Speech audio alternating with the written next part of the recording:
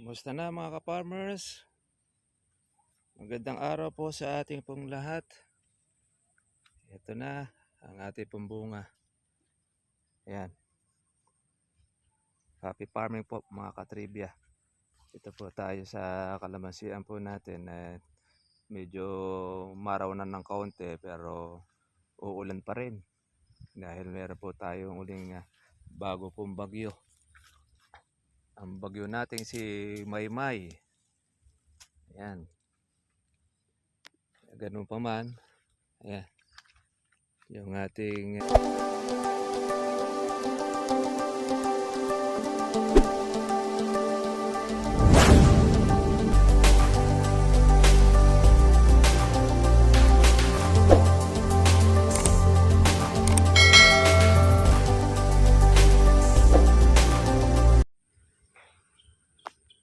Kamusta na mga ka-farmers?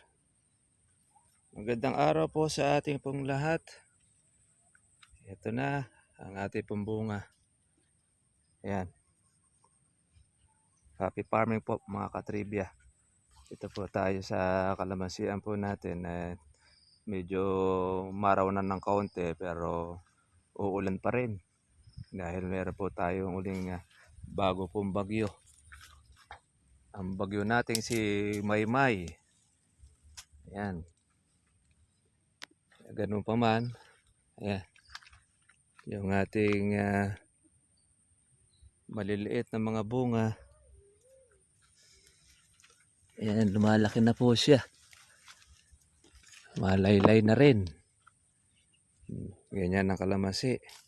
Basta po pagka po nababasa, nag-i-stack po siya ng tubig. Kaya basta pumasok tayo, asahan na po ninyo. May kasama na po dyan basa.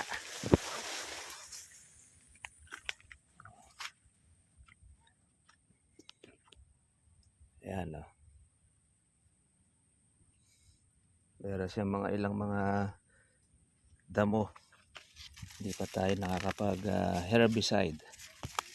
Hindi naman po natin gagawin na manual po natin bubunutin. Wala na tayong magagawa.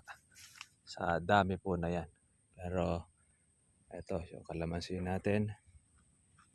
Nakakatawa. Ang dami pong bunga. Kaya lang siyempre, hindi natin alam kung magiging ang magiging presyo nitong ating kalamansi.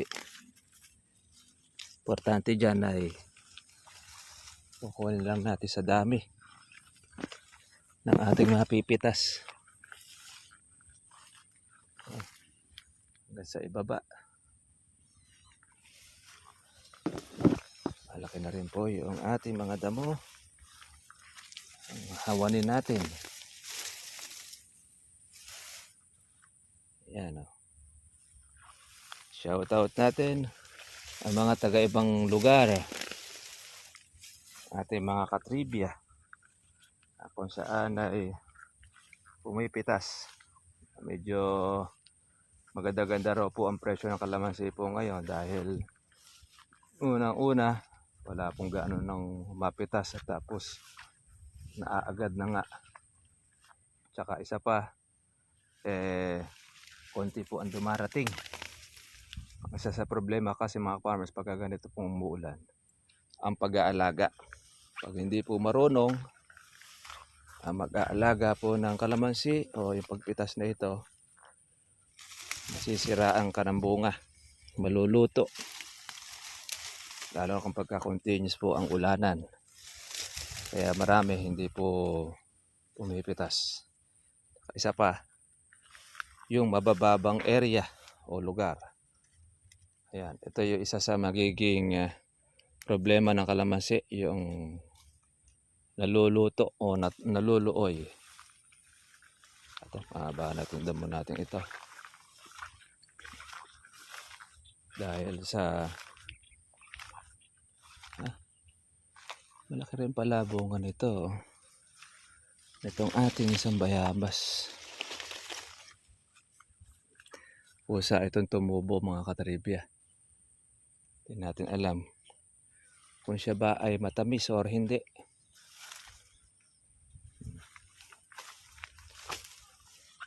Dahil pong bunga. Ayan, meron tayong mahahalaw sa ating kalamansi.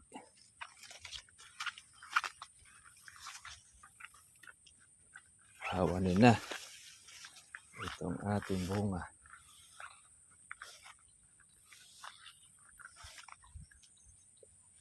Yan. Tanggalin na rin natin ang ating mga sangang tuyo o yung punggos. Ganyan, ang punggos. Sariwa siya. Unti-unti siyang malalanta. Dahil doon sa punggos. Kapo ganyan nag-uulan. Tapos, maaraw. Yan ang ating ginagawa. Naalis natin. Ito yung malakas yung magubat eh. Yung agingay. Makati ito, basta tumama po. Mahagip ang inyong binti. Ang agingay.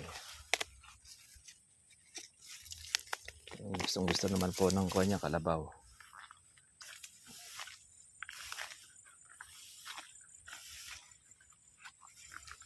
Ating hinawan. Hindi pa natin natatanggal ito. Nabalutan na rin siya ng ating isis.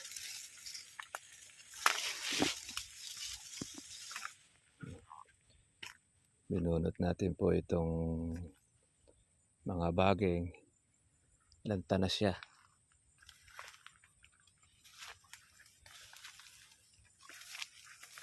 Ito. Yan po yung punggos niya mga ka-farmers. Oh. Natutuyo siya unti-unti.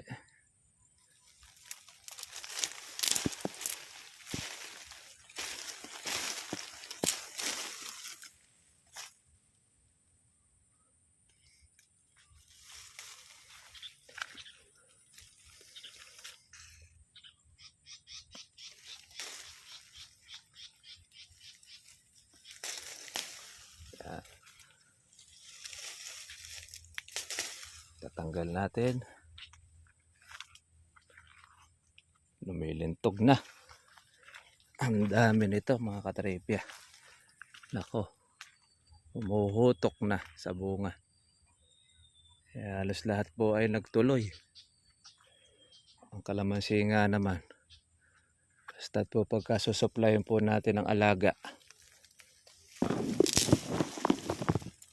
Marami tayong makukuhang pakinabang. Pero pagka hindi po natin susuplayan mga ka-farmers, wala tayo magiging bunga. Gaya niya, no? Dami. Oh. Ang ating September and October. Malaki-laki na. Ang ating pang mababang presyo. Kaya lang may mga silay-silay na rin po yung ating ilang mga bunga. Kailangan na nating mapitas na. Yan. Ilang puno pa lang po ang ating napapasukan eh. Medyo basa na tayo mga katripya. Dahil katatapos lang po kasi ng ulanan. Maya-maya uulan na naman uli.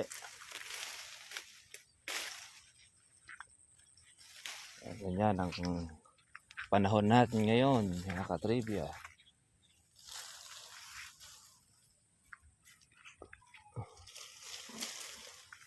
Ito yung baging na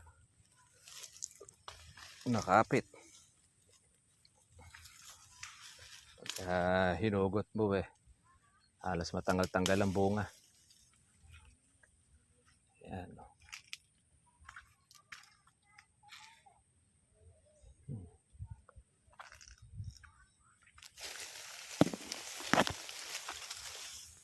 Tanggal natin ng punggos. Yan ng sakit ng kalamansi. Mahataw sa bunga.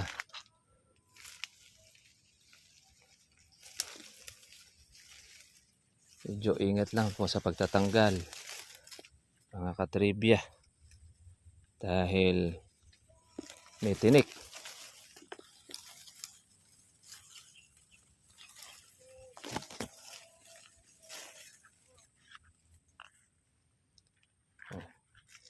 Kakaroon din ng bulaklak. Meron pa tayong mga bukong mga maliliit. Kaya hindi po nahihinto itong ating kalamansi. Yun. Ang ating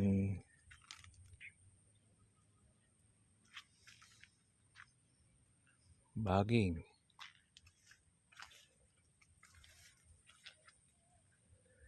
Nahanap natin po yung pinakailalim. Para nun ay nabunot natin siya, patay. Yan. Meron tayong dilaw. Magandahan niya mga farmers, pati dilaw ay maganda rin po ang presyo.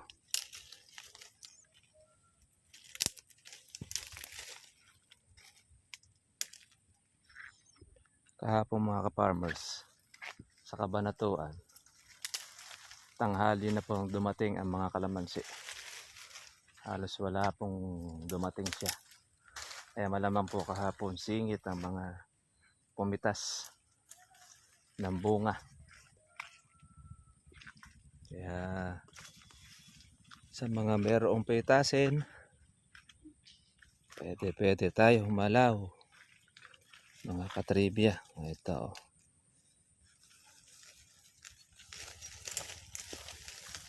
Buti na lang po ay konti-konti lang itong ating tinamaan ng punggos.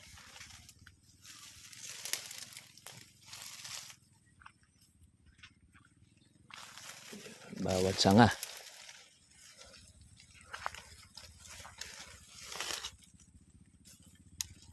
Ngayon ay mahirap pong mag-spray dahil nag-uulan. Ang pinaka-the best, ito, magtanggal ng sangang tuyo.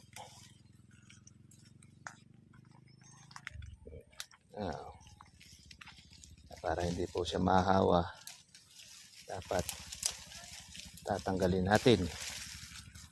Maaari, pwede natin siyang sunugin para hindi na po siya humawa.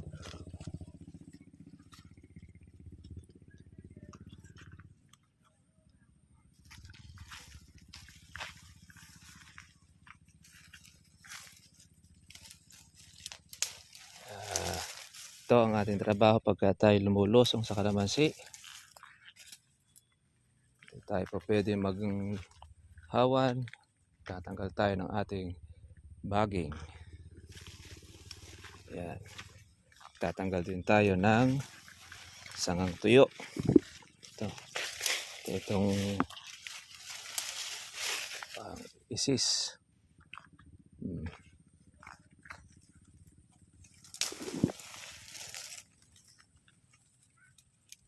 May punggos.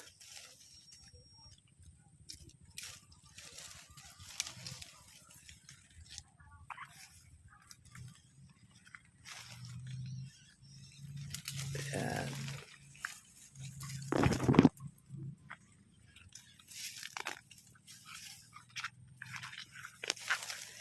Yan. Kaya maganda na uli ang ating kalamansi. Lapit-lapit na. Lapit na sa katotohanan na tayo ay makakapitas na uli. Ano man presyo ang dumating, ipagpasalamat natin sa taas sapagkat tayo ay binigyan ng magandang bunga. Importante dyan, meron tayong mapipitas. kahit na medyo mababa. Pero hari nawa sana ay libo pa rin pag gumana na ang marami bunga. Ayan o. Ating halawin.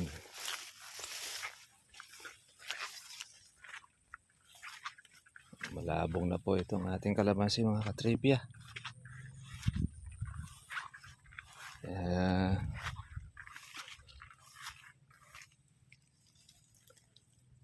Tanggal tayo ng ating sangang tuyo ng punggos.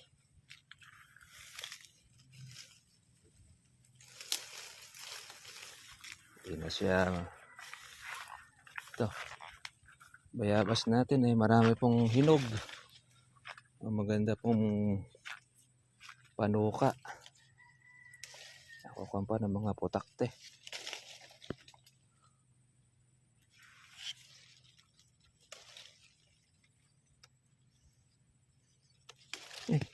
Laglag.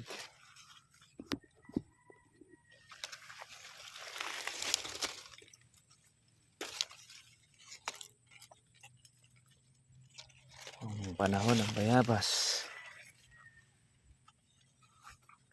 Iba niya na meron ng tao sa loob. Tingnan nyo nga po mga farmers po ang bunga. Lumalaylay na. Ganyang karami. Yung mga maliliit.